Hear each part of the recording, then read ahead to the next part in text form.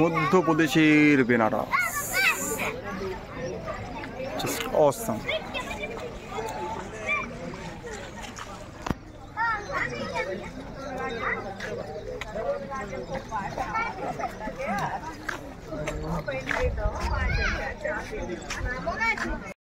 এই লেখাটা দেখতে পাচ্ছেন, কলকাতা বা সারা ভারতের মতো করে লেখা রয়েছে আই লাভ মহেশ্বর।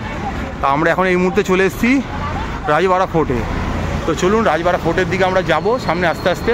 তো আমরা যেখানটায় রয়েছে ওই ক্লক টাওয়ার বা চক টাওয়ার যাই বলুন, ওখান থেকে মোটামুটি আমরা 5 থেকে 600 মিটার মতো সিধে হেঁটে এলাম। লোককে জিজ্ঞেস করি হেঁটে এলাম, কোনো অটো ফটো নিয়ে নিই। আপনারা চাইলে অটো নিতেই পারেন যদি সঙ্গে বয়স্ক বা মহিলা লোক থাকে। আর দেখুন এই ফোর্টের দেয়ালগুলো যেরকম হয় সেরকমভাবে দেয়ালগুলো করা রয়েছে। তো এবার আমরা ফোর্টের দিকে যাব। যদি অনেকটা বিকেল হয়ে গেছে, জানি না টাইমিং কী রয়েছে বা ভাড়া কী রয়েছে, তো গিয়ে আপনাদের সবটা দেখাবো। চলুন। এই যে দেখুন, কিলা বলুন, কেল্লা বলুন, ফোর্ট বলুন, যে নামে ডাকুন, একদম তার তোরণটা আমরা দেখতে পাচ্ছি। এই তোরণের ভেতর থেকে আমরা ভেতর দিকে যাব। আর এখানে দেখুন কিছু নর্মদার শিব বিক্রি হচ্ছে। তো আমরা আস্তে আস্তে ভেতর দিকে যাব। একটা কাশী বিশ্বনাথ মন্দির রয়েছে, রাজরাজেশ্বরী রয়েছে, আর ওদিকে রাজবাড়া রয়েছে। তো আমরা রাজবাড়ার ভেতর দিকে যাব। এ দেখুন খুব সুন্দর করে দেয়ালগুলো সাজানো রয়েছে। আর এখানে কিন্তু গাইডের সুবিধাও রয়েছে। আপনি আসা মাত্রই গাইড আপনাকে ছেঁকে ধরবে। তো গাইড নেওয়া না নেওয়াটা আপনাদের একান্ত ব্যক্তিগত, সেটা নিয়ে আমরা কিছু বলতে পারি না। কারণ আপনারা কে কীভাবে জানতে চান, আপনারা যদি একদম পুঙ্খানুপুঙ্খভাবে জানতে চান কে কোথায় ছিল, তাহলে আপনাকে গাইড নিতে হবে। কিছু সরকারি গাইডও আছে, কিছু বেসরকারি গাইডও আছে। গাইড আপনাকে কার্ড দেখাবে, সেই কার্ড অনুযায়ী আপনি গাইড নিতেই পারেন, নাও নিতে পারেন। বাট এই দেখুন নিচে চেন পড়ে রয়েছে। এখানে একসময় লক সিস্টেম যেগুলো থাকে দেখতে চান, ফোর্টের দরজা যেরকম হয়। তো আমরা ফোর্টের ভেতরে ঢুকছি। তো চলুন ভেতরটা গিয়ে দেখাবো কি কি রয়েছে কোথায়।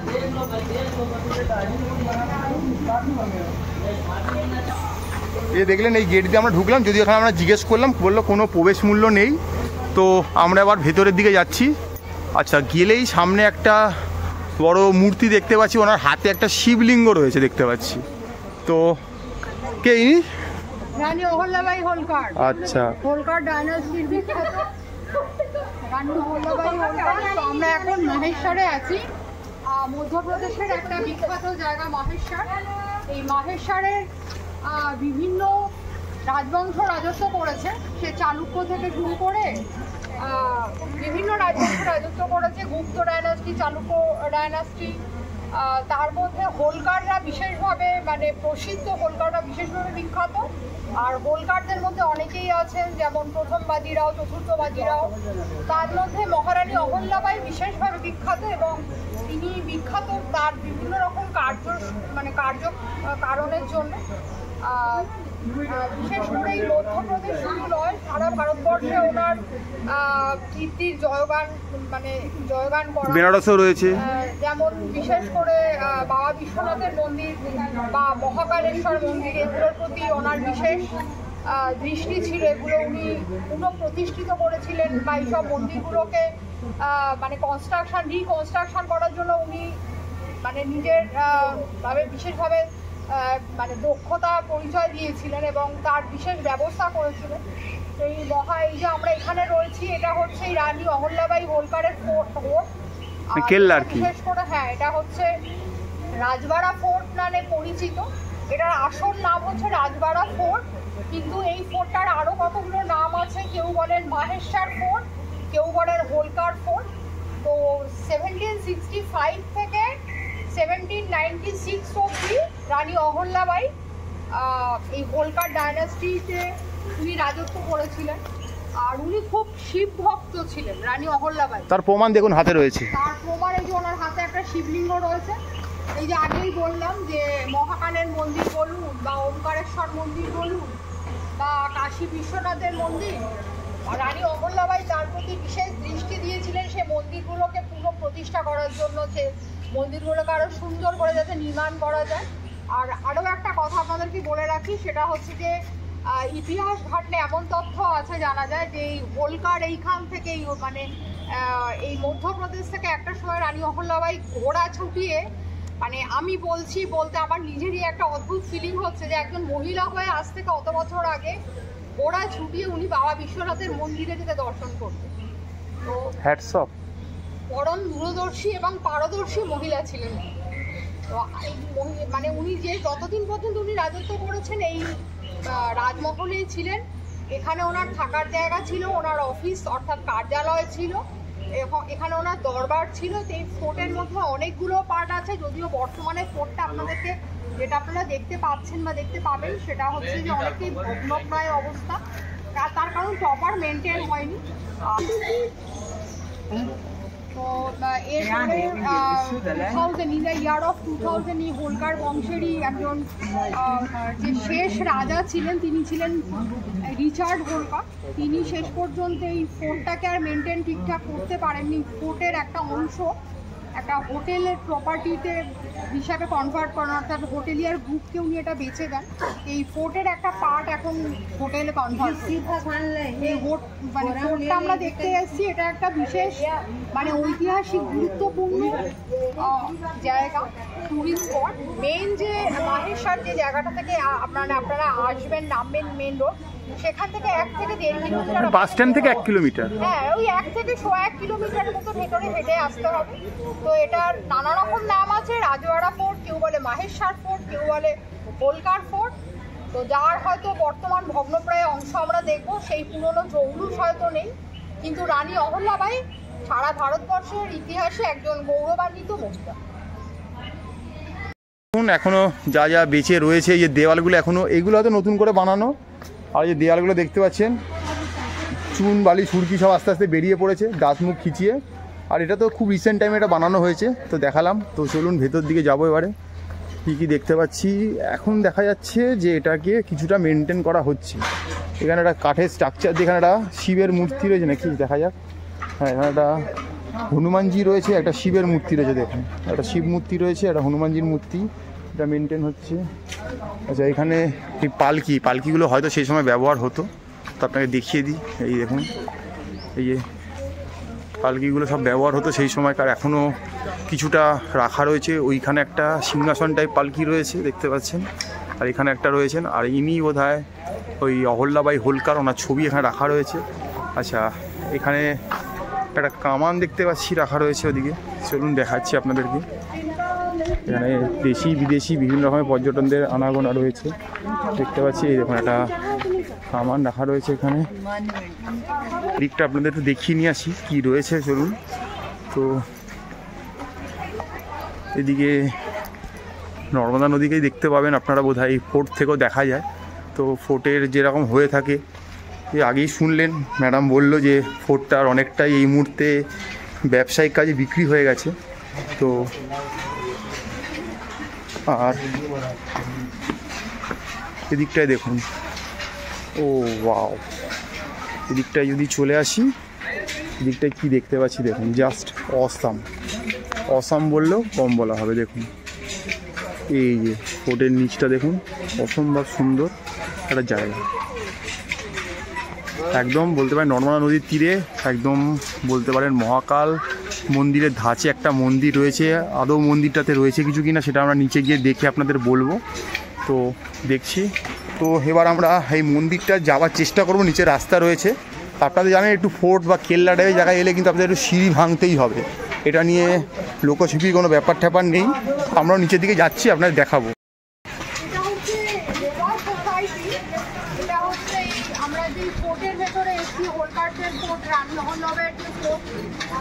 এইখানের ভেতরে এই জিনিসটা রয়েছে লেবার সোসাইটি। বেসিক্যালি মহেশ্বর আরও একটা বিশেষ কারণে বিখ্যাত, বিভিন্ন কারণের মধ্যে এখানে মাহেশ্বরী কটন বা মাহেশ্বরী সিল্ক খুব বিখ্যাত।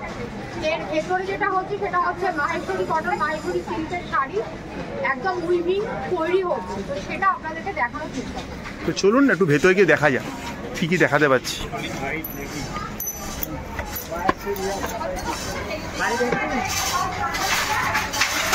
তো এখানে বিক্রির জায়গা রয়েছে, এই এখানে দেখতে পাচ্ছেন মহিলা দ্বারা পরিচালিত, প্রত্যেকটা মানে বয়স্ক নতুন মানে আদি পুরনো সব মহিলারাই এখানে উইভিং করছে, তাঁত বানাচ্ছে, সিল্কের শাড়ি তৈরি হয়েছে, চোখের সামনে দেখতে পাচ্ছেন একদম।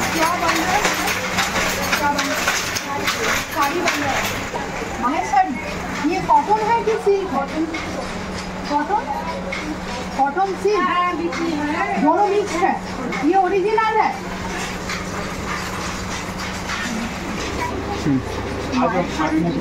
কটন আর সিল্ক নানা রকম হয়, কটন হয় শুধু সিল্ক হয়, কটন সিল্ক একসাথে মেশানো হয়। এইগুলো যেগুলো এখানটাতে এই রেওয়াতে যেটা এগুলো বিশেষ করে কটন আর সিল্ক মিক্সের এই শাড়ি, বিভিন্ন রকম শাড়ি রয়েছে বিভিন্ন প্যাটার্নের। আর মাহেশ্বরী সিল্কের যেটা বিশেষ বৈশিষ্ট্য সেটা হচ্ছে এই বর্ডারটা হচ্ছে তার বিশেষ বর্ডারটা বৈশিষ্ট্য। এই যে বর্ডারটা হচ্ছে এটা সরু হয় চওড়া হয় যে যেমন পছন্দ করে, বাট এই বর্ডারটা হচ্ছে এটা তো পার এক কথায়। হ্যাঁ এটাকে বর্ডার বলে, বর্ডারটা হচ্ছে মানে সরু পাড়ের শাড়ি মোটা পাড়ের শাড়ি। বাট এইটা থেকেই মানে যারা চেনার তারাই এটা থেকে চিনতে পারবে, এই বর্ডারের প্যাটার্ন থেকে চিনতে পারবে যেটা মাহেশ্বরী সিল্ক। আর মানে অরিজিনাল মানে ডুপ্লিকেট সেটা চেনারও আলাদা উপায় আছে, বাট এগুলো একদম অরিজিনাল। মানে আমি হয়েছে একটু চিনি আদু সেই মুভি বলে দিলাম। তো এখানে যা শুনলাম মোটামুটি 4000 টাকা থেকে শাড়ি শুরু হচ্ছে। মাহেশ্বরী সিল্ক এরকম এই 4-5 এগুলো এরকমই মোটামুটি দাম। আর এখানে দোপাট্টাও রয়েছে, দেখুন এখানে প্রচুর দোকানে কালেকশান রয়েছে। আপনারা যারা আসছেন এই রাজবাড়া ফোর্টে বা হোলকার ফোর্ট বলুন, মাহেশ্বর ফোর্ট বলুন, সেখানে এলে কিন্তু আপনারা এখান থেকে সংগ্রহ করতে। ওখানেও দেখুন, ওখানেও মানে কি বলবো যে দোপাট্টা বলুন বা স্কার্ফ বলুন সবই রয়েছে এখানে, বিভিন্ন দামের বিভিন্ন রেঞ্জের রয়েছে। তো দেখার ব্যবস্থা রয়েছে। এগুলো হচ্ছে এই কুর্তির কাপড় এর উপরে, এগুলো কটনের। আর এই যে মাহেশ্বরী এই বর্ডারের রয়েছে, এগুলো ওই 1200 এর মতো প্রাইস। এটা কি কুর্তির পিস তাই তো? কুর্তি হ্যাঁ, জাস্ট মানে আনস্টিচ। হ্যাঁ আপারটা আনস্টিচ, আপারটা কেউ মানে ওয়ান পার্ট এটা। হ্যাঁ হাফ পার্টটা রয়েছে, এইটা রয়েছে, এগুলো নানা রকম ডিজাইনের রয়েছে। মাহেশ্বরী কটনও খুব বিখ্যাত, এগুলো সব কটন, বিভিন্ন কটনের রয়েছে। और वो सब स्कार्फ है मैडम, वो सब का रेंज क्या है? सब अलग अलग है। जो 5 में लगे हैं वो बहुत चीज़ है जो 450 के हैं, और इधर जो है वो 1700 का है। এগুলো হচ্ছে 450 মতো রেঞ্জ। এই যে 449, এটা সিল্কের, বোঝাই যাচ্ছে এটা সিল্কের। আর ওই লাস্টেরটা কি আছে? লাস্টেরটা একদম হ্যাঁ, এগুলো পিওর সিল্কের, এগুলো 1249, 1250 টাকা কাছাকাছি। হ্যাঁ, তো এইসব রয়েছে এখানে। আর আপনাদেরকে এই ভিতর থেকে একটু দোকানটা দেখিয়ে যদি দিই, দেখুন এখান থেকে দেখুন, এই যে দেখাচ্ছি আপনাদের, বিভিন্ন লোকের এখানে কাজ করছে বিভিন্ন রকমভাবে। মহিলা, পুরোটাই মহিলা দ্বারা পরিচালিত। ভিতরে যাওয়ার পারমিশন যেহেতু পাচ্ছি না, তো এখান থেকে দেখানোর চেষ্টা করছি। সব মহিলারা এখানে কাজ করছে, যেটা এখানে পাওয়া যাচ্ছে সেটা এখানেই তৈরি হচ্ছে, এই না যে বাইরে থেকে এনে বিক্রি করা হচ্ছে। এখানে তৈরি করে এখানেই বিক্রি করে, দেখুন সবাই এখানে কাজ করছে। তো বিভিন্নভাবে এখানে এই সিল্কটাকে, কিন্তু এখানকার এটা বিখ্যাত সিল্ক, তাই এটাকে এখানে তুলে ধরা হয়েছে। তাই আপনাদের এটা দেখিয়ে দিলাম চলার পথে। এখানে দেখুন ম্যাডাম এখনও দেখছে। একটা শাড়ি, আচ্ছা সুন্দর শাড়িটা দেখ, এটা কিন্তু সিল্ক, আচ্ছা। একদম এটা সিল্কের। এইগুলো বাই কালার রয়েছে, ব্লু আর মেরুন। আর এই যে মাহেশ্বরী বিখ্যাত বর্ডার, সেই বর্ডার মানে পার আর দাম এটা বোধহয় 5000 এর মতো রেঞ্জ রয়েছে। হ্যাঁ 5499। হ্যাঁ, হয়তো কিছু ডিসকাউন্ট হলেও হতে পারে, সেটা আমরা তো এখন নিচ্ছি না, বলতে পারছি না কিন্তু। বাট আপনারা যখন নেবেন আপনার সাথে জানতে পারবেন। তো এই হচ্ছে কি ব্যাপারটা। এই যে বিভিন্ন শাড়ি যেগুলো অনেক সময় হয় না একদম র মেটেরিয়াল বা র সুতোর ওপরে শাড়িটা তৈরি হয়ে যায়, তারপরে তার বিভিন্ন রং হয়। ওই দেখুন মানে ডাই করা যাকে বলে, এই যে বিভিন্ন জিনিসগুলো যে রং করেছেন ওনারা, করে এই যে সুতোতে দিয়ে, এই যে সুতোতে দিয়েছে, তারপরে শুকিয়ে গেলে তার উপরে হয়তো আরও নানা রকম উইভিং হবে। এই যে উইভিংগুলো এগুলো হচ্ছে, এগুলোকে এখানে দিয়ে আবার উইভিং করছে। তো এই যে দেখালাম আপনাকে, যতটা পারলাম ভিতরে ঢোকার পারমিশন খুব একটা পাচ্ছি না, বাট মহিলারা কাজ করছেন নিপুণ দক্ষতা তাদের হাতে। একদম আগের মতো সেই তাঁত যেটা হতো আর কি, তাঁতের মেশিনে, এখনও কিন্তু ওখানে এখনও অটোমেটিক মেশিন কিন্তু আসেনি। তো মোটামুটি এখনও কাজ চলছে। একটা শাড়ি তৈরি হতে প্রায় 3 দিনের মতো সময় লাগে। এবারে মিনিমাম একটা স্ট্যান্ডার্ড টাইম, শাড়ির ওপরে যত কাজ হবে সময় তত দীর্ঘ। তো প্রত্যেকে একদম খুব নিপুণ দক্ষতায় কাজ করছেন। প্রত্যেকের পাশে দেখুন পর্যাপ্ত পরিমাণে আলো বাতাস খাওয়ার ব্যবস্থা করে দেওয়া রয়েছে এই কর্তৃপক্ষের তরফ থেকে। অনেকগুলো মেশিন একসাথে চলছে, একসাথে 14-15 জন কাজ করছেন, কিছু মেশিন অফ রয়েছে, হয়তো তারা ছুটিতে রয়েছে, এরকম একটা ব্যাপার স্যাপার। তো যারা এই রাজবাড়া ফোর্ট, মহেশ্বর ফোর্ট বা হোলকার ফোর্ট যেখানেই আসছেন না কেন, তারা কিন্তু এখানে এলে এটা অবশ্যই দেখবেন, প্লাস এখান থেকে কেনাকাটিও করতে পারেন, যেটা আমরা এসে জানতে পারলাম এবং আপনার সামনে তুলে ধরার চেষ্টা করলাম। এটা হোলকার ফোর্টের মধ্যেই কিন্তু রয়েছে। এই যে ওপর থেকে নামলাম, নেমেই যে জায়গাটা দেখছি, দেখুন কি দেখতে পাচ্ছি, অসম্ভব সুন্দর একটা ফোর্টের দৃশ্য দেখতে পাচ্ছি। কোনটা কি রয়েছে নিচে না যাওয়া অবধি বলা সম্ভব নয়, তো আমরা নিচে গিয়েই বলবো আপনাদের। তো চলুন, ফোর্টে আসা মানে অনেক সিঁড়ি ভাঙতে হবে, তো সিঁড়িটা ভাঙার পরে আমরা গিয়ে দেখি কি রয়েছে। মনে হচ্ছে কোনো মন্দির টন্দির কিছু রয়েছে, তো দেখা যাক।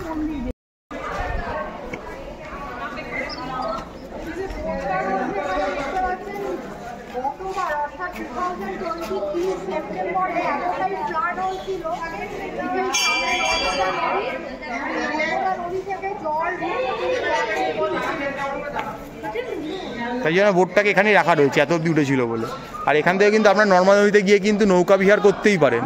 তো সকালে আমরা এক প্রকার নৌকা বিহার করেছিলাম ওমকারেশ্বরে ওখানে। তো চলুন এখানটা একটু ঘুরে দেখে নিই, তারপর কি আছে না আছে আমরা করে বলবো আপনাদের। তো এইখানে একটা মনে হচ্ছে মহাদেবের মন্দির রয়েছে, কারণ যেহেতু নন্দীদেব রয়েছে তাই আমি বুঝতেই পারছি এটা মহাদেবের মন্দির। তাই ম্যাডাম ভেতরে যাচ্ছে, গিয়ে দেখছে কি রয়েছে, মনে হচ্ছে মহাদেবই রয়েছেন ভেতরে। খুব সুন্দর একটা স্ট্রাকচারে বানানো, বাট বিভিন্ন দিন পরিচর্যা না হওয়ার জন্য ভগ্নপ্রায়ের দিকে চলে যাচ্ছে আস্তে আস্তে। তো আমরা এসছি, তো এই ফাঁকে একটু দেখে নিচ্ছি, এর একটা ব্যাপার। তো ম্যাডাম ভেতরে গেছে, গিয়ে দেখছে, দর্শন করছে।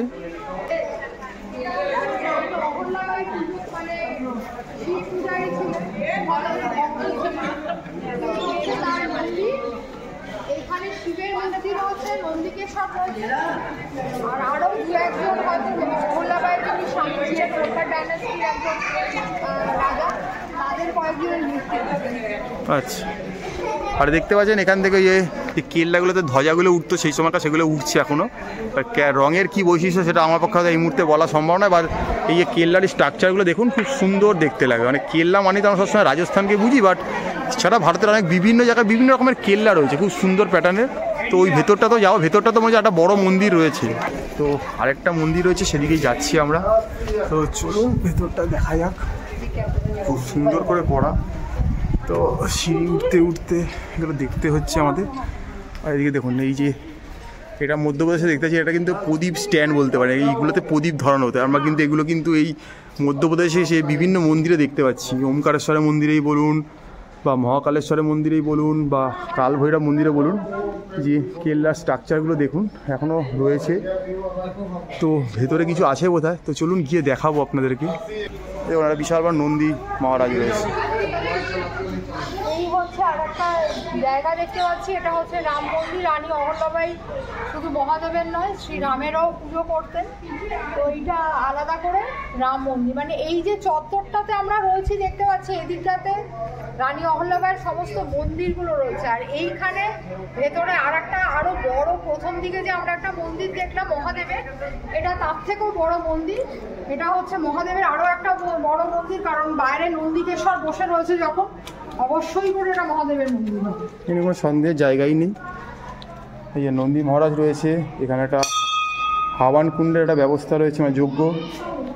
আর এখানে দেখতে পাচ্ছেন, যদি চলে যাই তো গিয়ে দেখতে পাচ্ছেন যে বিশাল বড় একটা শিব রয়েছে। এবং শিবটা কিন্তু এখানকার ওই বলতে পারেন যে নর্মদার যে শিব, সেই শিব রয়েছে। সামনে ছোটো ছোটো অনেক শিব রয়েছে, বাট এটা নর্মদার শিব রয়েছে। এখানে ডোনেশন বক্স রয়েছে, আপনারা চাইলে মন্দিরে কোনো প্রণামী দিতেই পারেন, সেটা কোনো অসুবিধা নেই। ভেতরে যাওয়া বারণ রয়েছে। আর মানে বুঝতে পারছেন যে সেই সময় রানী অহল্যাবাই হোলকার কতটা ভক্তি তার মধ্যে ছিল ভগবানের প্রতি, তাই জন্য তিনি তার এত বড় প্যালেসের মধ্যে এই ব্যবস্থাগুলো রেখেছিলেন। তো সেটাই আমরা এই মুহূর্তে দেখছি।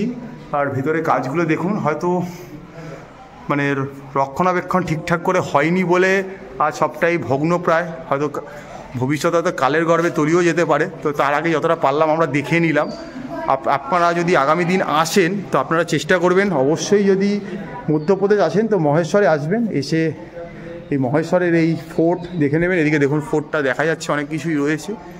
তো যতটা পাচ্ছি আমরা অল্প সময়ের মধ্যে আপনাকে ঘুরে দেখানোর চেষ্টা করছি, কারণ আমাদের আস্তে আস্তে অনেকটা বেলা হয়ে গেল।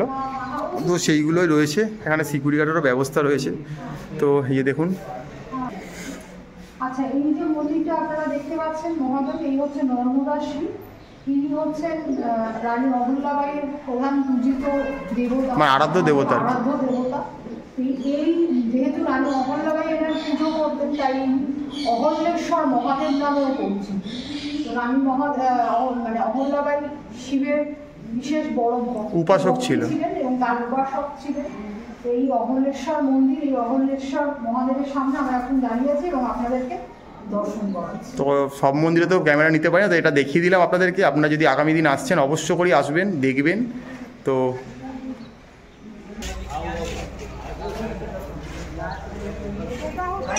মহাদেবের একটা মন্দির। তো এইটা হচ্ছে এই মারাঠা ডাইনেস্টিরই একজন রাজা ছিলেন, তিনি ছিলেন বিঠ্ঠল রাও। তো বিঠ্ঠল রাও তার দেহত্যাগের পর তখনকার দিনের বিভিন্ন একটা সময় রাজবংশদের একটা নিয়ম ছিল যে সক্রিয় করা হতো। সক্রিয় করা হতো মানে কেউ মানে তার মানে কেউ মৃত্যুর পর তার স্মরণে কোনো মন্দির বানানো। তো এইটা হচ্ছে সেই বিঠ্ঠল রাও তার মৃত্যুর পর তার স্মরণে এই মন্দিরটা তৈরি করা হয়েছিল। এটাও মহাদেবেরই একটা মন্দির। তো এটা আমরা জানতে পারলাম, তো আপনাদের জানিয়ে দিলাম এই ভিডিওর মাধ্যমে। আগামী দিন যারা আসছে তারা এটা অবশ্যই এসে একটু দেখবেন, ভালো লাগবে হয়তো আপনাদের। ইতিহাস যারা ভালোবাসেন তাদের জন্য। দেখতে পাচ্ছেন যেমন হয়ে থাকে একটা কিল্লা বিশাল বড় পরিসর জুড়ে। তো আমরা আবার একটু নিচের দিকে যাব, গিয়ে চলুন ঘাটটা দেখে আসি। বড় বড় সেই আগেকার দিনের দরজা যেমন হয়ে থাকে। তো চলুন ঘাটের দিকে যাওয়া যাক।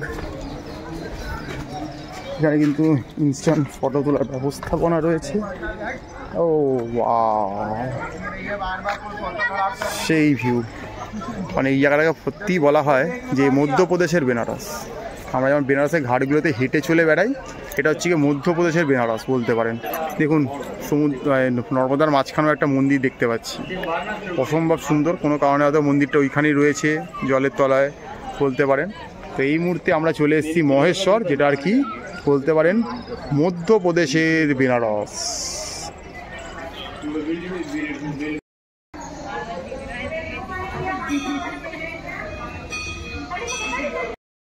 যে এই মুহূর্তে দেখছেন আমরা চলে এসেছি ওই হোলকার মানে যে কেল্লা, তার বাইরে ফোর্টের বাইরে রাজেশ্বর মন্দির। এটাও একটা বলতে পারেন শিবেরই মন্দির আর কি। তো এই মন্দিরটার সম্বন্ধে আপনাদেরকে ম্যাডাম সব কিছু বলবে। আমি যতটা পাচ্ছি আপনাদেরকে দেখানোর চেষ্টা করছি। ভেতরে একটা মানে বলতে নর্মদা শিব রয়েছে, আর অনেকগুলো মন্দির রয়েছে ভেতরে, ছোটো ছোটো খুব সুন্দর সুন্দর। সেই মন্দিরগুলো আপনাদেরকে দেখিয়ে দিই। গণেশ মন্দির রয়েছে, রাম মন্দির রয়েছে, অনেক মন্দির রয়েছে। এই দেখুন এখানে হনুমানজির মন্দির রয়েছে। তো আপনারা চাইলে কিন্তু এই মন্দিরটা আসতেই পারেন। এই মন্দিরটার একটা বৈশিষ্ট্য রয়েছে, সেটা ম্যাডাম একটু পরে আপনাদের সামনে বলে ধরবে, মানে তুলে ধরবে আর কি, বলে ধরে বলছি আমি। তো এখানে দেখতেই পাচ্ছেন খুব সুন্দর করে মন্দিরটা সাজানো রয়েছে। তো আপনারা চাইলে এই মন্দিরটা আসা, এখানে রামজির মন্দির রয়েছে, গণেশজি রয়েছে, সব কিছুর মন্দির রয়েছে। ম্যাডাম ওখানে রয়েছে। তো আমরা মন্দিরটার ভেতরে গেছিলাম, ভেতরটাতে ছবি তুলতে দিচ্ছে না, তো বাইরেতে ছবি তোলা যাচ্ছে। তো আপনারা দেখে নিন, খুব সুন্দর মন্দিরটা। তো এই মন্দিরটার ব্যাপারে কিছু বলবো, আপনারা শুনতে পাবেন। এই আসবে, অবশ্যই আসবেন একদম। জাস্ট হোলকার ফোর্ট থেকে বেরালেই, বা রাজবাড়া ফোর্ট বলুন, যেই ফোর্ট নাম ধরেই ডাকুন না কেন, কেল্লা থেকে বেরালেই আপনারা এটা দেখতে পাবেন। এই মন্দিরটা তো আপনাদের ঘুরিয়ে দেখালাম। এবারে ম্যাডামের মুখে একটু শুনে নিন মন্দির সম্বন্ধে কী ম্যাডাম বলতে চাইছে। আমরা এখানে যে মহেশ্বরে রয়েছি, মহেশ্বরে বিভিন্ন দর্শনীয় যে স্থানগুলো আছে, তার মধ্যে একটা খুব বিখ্যাত স্থান হচ্ছে রাজরাজেশ্বর মন্দির। এই রাজরাজেশ্বর হচ্ছে আর কেউ নন, স্বয়ং মহাদেব। তিনি রাজরাজেশ্বর নামে এখানে পরিচিত, সেই রাজরাজেশ্বরের মন্দির। তবে এই মন্দিরের মধ্যে প্রধান দেবতা হচ্ছে মহাদেব রাজরাজেশ্বর। উনি ছাড়া এখানে আরও বেশ কিছু ছোটোখাটো আরও অনেকগুলো এই সংলগ্ন অঞ্চলে মন্দির রয়েছে। তার মধ্যে গণেশজির মন্দির আছে, রাম সীতা লক্ষ্মণের মন্দির আছে, সূর্যনারায়ণের মন্দির আছে, এবং এখানে আরও একটি বড়, সেটা হচ্ছে স্বয়ং অর্জুন মহাদেবের যে তপস্যা করেছিল, সেই তপস্যা স্বরূপ এখানে রাজরাজেশ্বর অর্জুনের মন্দির আছে। আর এই মন্দিরের একটা বিশেষ বৈশিষ্ট্য হচ্ছে এখানে 11টা অখণ্ড জ্যোতি রাজরাজেশ্বর প্রাচীন মন্দির নামে এই মন্দিরটা পরিচিত। মানে 11টা অখণ্ড জ্যোতি এখানে আছে, যে জ্যোতি মানে কথিত আছে সাধারণ লোকের এখানকার মানুষজনের মুখে, আমি যা শুনেছি যে ত্রেতা যুগ থেকেই 11টা অখণ্ড জ্যোতি জ্বলছে, মানে 11টা প্রদীপ ত্রেতা যুগ থেকে জ্বলছে। তাই যেহেতু দীর্ঘদিন ধরে এই প্রদীপগুলো জ্বলছে তাই এগুলোর নাম অখণ্ড জ্যোতি। তো এইখানে মহাদেব অখণ্ড মানে রাজরাজেশ্বর নামে পরিচিত। আর যদি কখনো আসেন গোয়ালিয়রে এই রাজরাজেশ্বর মন্দিরে একবার দর্শন করার চেষ্টা করবেন। ওই যে বললাম মহাদেব ছাড়া গণেশজি আছে, অর্জুন স্বয়ং মহাদেবের এক রূপ হিসাবে আছেন, রাম আছেন এবং রাম সীতা লক্ষ্মণ আছেন, বিভিন্ন দেব দেবতার আরও মন্দির। তো আমরা মেন মন্দিরটাতে গেছিলাম, তো আমাদের মেন মন্দিরের ছবি তুলতে দেয়নি, কিন্তু আমরা যেটা দেখতে পেলাম ওখানে একটা আপনার ঠিক ওই নর্মদার যে শিব হয় সেই শিবলিঙ্গ রয়েছে। আর যেটা দেখলাম যে একটা সাইডে 7খানা বড় বড় প্রদীপ জ্বলছে, সেটা দেখতে পারলাম মুখ একটু ঝুঁকে। আর আরেকটা সাইডে বললো যে একটা আয়না রাখা রয়েছে, ওই আয়নার দিকে তাকালে আরও 4টে প্রদীপ জ্বলছে দেখা যাবে, মানে টোটাল 7 আর 4 11টা প্রদীপ জ্বলছে, এটা দেখা যাবে। এটা ওই যে বললো অনেক দিন যাবৎ ধরে জ্বলে আসছে অখণ্ডভাবে। তো এটা অবশ্যই আসবেন, ভালো লাগবে, খুব নিরিবিলি পরিবেশে। কারণ এই মহেশ্বরটা তো খুব একটা লোক আসে না, তো আমরা চেষ্টা করলাম যে এই মধ্যপ্রদেশের এই মহেশ্বর জায়গাটাকে আপনার সামনে তুলে ধরার। কাল হয়তো আমরা এই নিয়ারেস্ট আরেকটা ভালো লোকেশনে আমরা যাব, যার ভিডিও আপনার সামনে তুলে ধরার চেষ্টা করব, যেটা আগামীতে আসবে। জায়গাটার নাম হচ্ছে গিয়ে মান্ডু। তো কালকে আমরা নিয়ে ফিরবো মান্ডুর ইতিহাস, সেখানের মানে কী কী রয়েছে গাথা সব বলবো। তো ম্যাডাম কিছু বলবে, বলো। ওই যে টিয়া পাখিটা